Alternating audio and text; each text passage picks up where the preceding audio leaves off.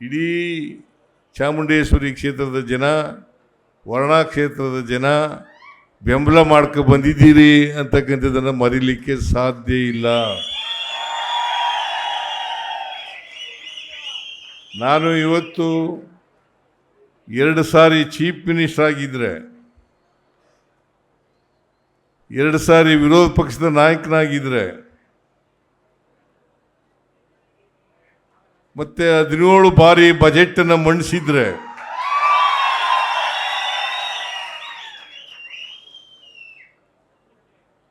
ಈ ತಾಲೂಕಿನ ಜನ, ಮೈಸೂರು ತಾಲೂಕಿನ ಜನ, ವರ್ಣಾ ಹೋಬಳಿಯ ಜನ ಅವರ ಆಶೀರ್ವಾದನೆ ಕಾರಣ ಅಂತಕ್ಕಂಥ ಮಾತುಗಳನ್ನು ಈ ಸಂದರ್ಭದಲ್ಲಿ ಹೇಳಲಿಕ್ಕೆ ಬಯಸ್ತಾರೆ.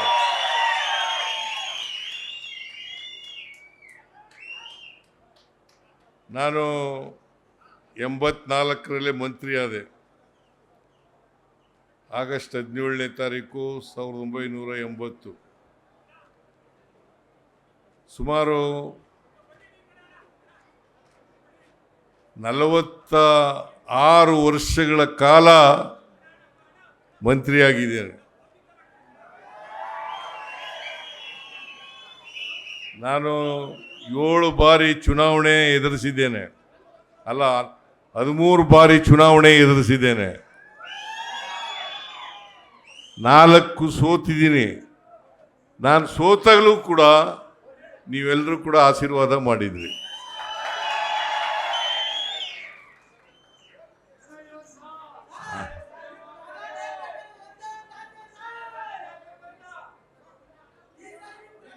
ಅದರಿಂದ ನಿಮ್ಮ ಆಶೀರ್ವಾದವನ್ನು ಯಾವತ್ತೂ ಕೂಡ ಮರೆಯೋದಿಲ್ಲ ಅಂತಕ್ಕಂಥ ಮಾತುಗಳನ್ನು ಹೇಳಲಿಕ್ಕೆ ಬಯಸ್ತಾ ಇದ್ದೇನೆ.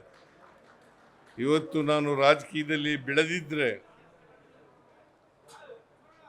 ಬೆಳೆದಿದ್ರೆ ಮುಖ್ಯಮಂತ್ರಿ ಆಗಿದ್ರೆ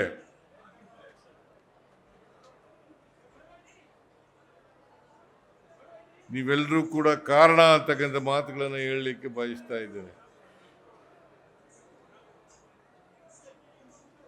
ಸಾಮಾನ್ಯವಾಗಿ ಈ ಜಾತ್ರೆ ಮಾರ್ಚ್ ತಿಂಗಳಲ್ಲಿ ನಡೀತದೆ.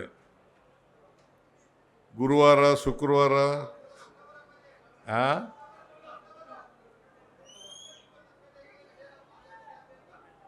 ನಮ್ಮೂರಿನಲ್ಲಿ ಗುರುವಾರ, ಶುಕ್ರವಾರ, ಶನಿವಾರ.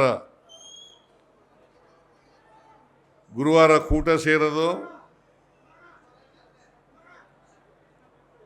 ಶುಕ್ರವಾರ ನೋಟ ಜಾತ್ರೆ, ಶನಿವಾರ ಓಟ ಅಂತ ನಮ್ಮೂರಿನಲ್ಲಿ ಗಾದೆ ಮಾತು ಹೇಳ್ತಾ ಇದ್ರು. ಕೂಟ, ನೋಟ, ಓಟ.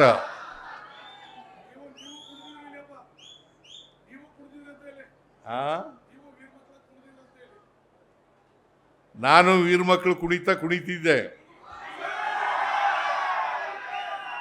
ಈಗ ಆಗಲ್ಲ ಕುಣಿಯಕ್ಕೆ.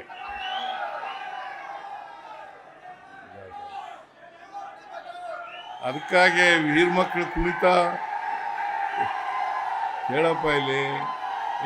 ಹೇಳ್ರಿ.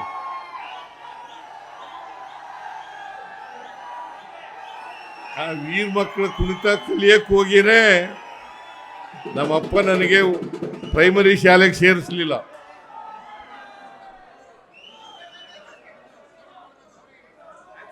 ಆಮೇಲೆ ನಾನು ನೇರವಾಗಿ 5ನೇ ತರಗತಿಗೆ ಸೇರ್ಕೊಂಡದು. ರಾಜಪ್ಪ ಅಂತ ಹೆಡ್ ಮಾಸ್ಟ್ರು ಬರದೇ ಹೋಗಿದ್ರೆ ನಾನು ಲಾಯರು ಆಯ್ತಿರ್ಲಿಲ್ಲ, ತಾಲೂಕು ಬೋರ್ಡ್ ಮೆಂಬರು ಆಯ್ತಿರ್ಲಿಲ್ಲ, MLAನೂ ಆಯ್ತಿರ್ಲಿಲ್ಲ, ಮಿನಿಸ್ಟ್ರು ಆಯ್ತಿರ್ಲಿಲ್ಲ, ಮುಖ್ಯಮಂತ್ರಿ ಆಯ್ತಾನೇ ಇರಲಿಲ್ಲ. ಭಾಳ ಕಷ್ಟಪಟ್ಟು ಓದಿ ವಕೀಲನಾಗಿ ರಾಜಕಾರಣಕ್ಕೆ ಬಂದು ನಿಮ್ಮೆಲ್ಲರ ಆಶೀರ್ವಾದದಿಂದ ಇಲ್ಲಿವರೆಗೆ ಬೆಳೆದಿದ್ದೇನೆ.